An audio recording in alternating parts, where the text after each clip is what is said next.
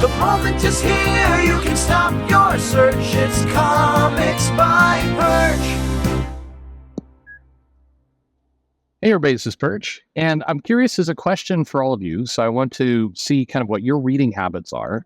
And this is not a high hit video. I mean, I've got to come up with some good SEO stuff about, I don't know, whatever the hell is popular right now. But I'm curious how many comics you read a week.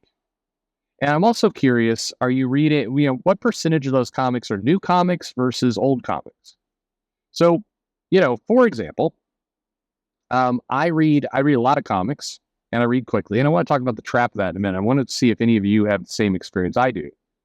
But I would say I read probably more than that, probably around 30, 35 comics a week that are new. I typically go through most of Marvel, most of DC, most of Image, and then a lot of the indies. And that's what I read. I consume it. Typically for me, a 22-page comic is about a less than 5-minute read. And it's usually a winding down kind of thing. Read them in the evening. I'm reading a lot of them digitally. No, not stealing them, but reading a lot of them digitally. And then in terms of older comics, I read runs. So that varies wildly. I don't have a set amount of older comics I read week to week, but I fly a lot. And so generally when I'm flying, I'm reading a set of older comics. And, anywhere from, 30, 40 issue runs, and I typically go all in. I'll do about somewhere, depending on the week, anywhere between 20 and 60 older comics a week, but always by the run. I don't hop around. And so a couple observations from all this. So first of all, I'm curious what you do. Let me know in the comments below. How do you read? What are you reading today? What are you not reading today, etc. But a couple things that I noticed that kind of with all of those comics, I'm guessing from conversations I've had in the shop and then Twitter and other places, my belief is I'm probably at the very high end of volume of comics being read every week. I read a lot and I read very quickly. I want to acknowledge for a moment that's a bit of a trap because I do think there's a lot of truth to the fact that if you read quickly, you take in less, you have less of that kind of emotional appeal to the comics. So I think I'm getting a surface level view of a lot of comics. And I believe this because I'll go back and I'll reread runs. So I know I recently read Hickman's kind of End of Things, kind of his Avengers run that he did. And I got a lot more value out of it the second time I read through it. I've read the John Byrne Fantastic Four run a lot, many, many times. And I definitely get different things from the comic every time I read it. I definitely, it gets richer with each reading. And I think it's a lot about just how I read. I read very, very fast. So I blaze through the comic.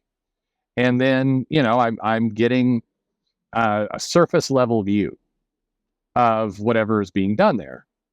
And so, I think if you read slower, I think you're reading less, but you're probably getting more. And I'm curious if that's your experience, any of you. But one thing, and another kind of thing I'll put on the table is that I have a lot more enjoyment with the back issues. Now, it's easy to say, yeah, because modern comics suck. But, not really fair because two things are happening there. Number one, I'm reading back issue runs I want to read. I'm reading the best of the best. I'm not going back and just randomly, going through that 30-issue Alf run. I'm reading really, really cautious things. And I'm careful with my time there.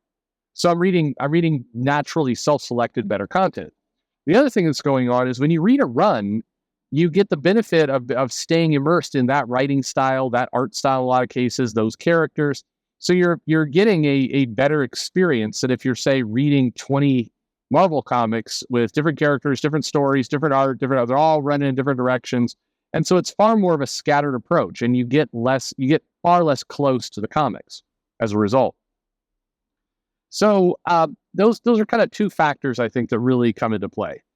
One of my observations, though, in looking at back issues to today is some of this, by the way, will be no surprise to you, but some of the things that you really see in comics today that you do not see if you go back 10 years or more is you really start to understand the effect that the movies have had on comics. So when I say the movies, I mean very disjointed, kind of weird moments where the characters just snap to their movie counterpart versions for no apparent reason. You see kind of the storytelling is a lot more quip based, or let's go for a cheap joke in some places, as opposed to really getting and telling letting the joke get set up. Almost a perfect example is you go back and you read the either John Byrne's She-Hulk from back in the day, or you read the Justice League International that was out. And, the Justice League International was very famously part of the Wahaha era of comics.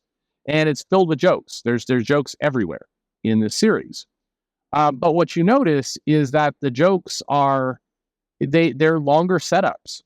The perception that you have before you go in and you start reading those is that it's going to be kind of slapstick comedy, go very quickly, and just very, very quick, very cheap humor. I've heard the Wahaha era described that way a lot, of very kind of quips and all the rest. But there are jokes that are set up over 20 issues. There's stuff that builds on itself. The jokes were a lot more, it took a lot more time to breathe, for lack of a better word, than they did than they currently do.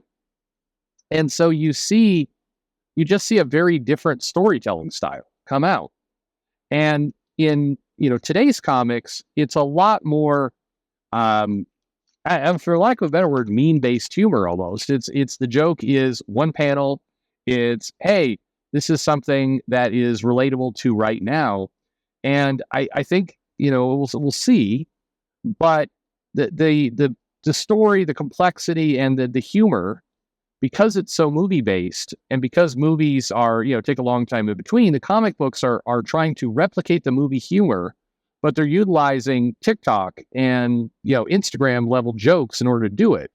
So what that means is the jokes have even less, perseverance, they're less timely. They age really, really fast.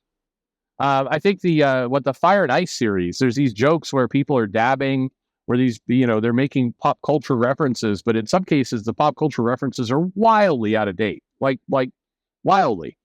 And you wouldn't necessarily think they're out of date if the comic book had the type of humor that Justice League International did, where the jokes are set up over a long time, and you could tell an old joke or a, quote, cringy joke that is past its expiration date, but it works in the broader context of the book. But when the book is doing meme level humor, it doesn't work at all. In fact, that stuff feels, abnormally old, which is how a lot of this stuff lands. And so it's interesting to see that dynamic. If you go further back, again, granted, you have the benefits, if I mentioned it that way, of the longer run, but you definitely have a radically different storytelling approach that is patient. And so the combination, unfortunately, the lack of patience and the fact that you've got, these comics that are all over the place, that are, you're reading 30 issues that are all very different from an editorial standpoint. That's a nasty combo. And I think it sums up a lot of what's going on. But I'm curious, let me know what you see. I'm very curious how many comics you're reading, new issue, back issue breakdown. Let me know. Let's have a little chat about it. Curious what that looks like. And there you go. Thanks for listening.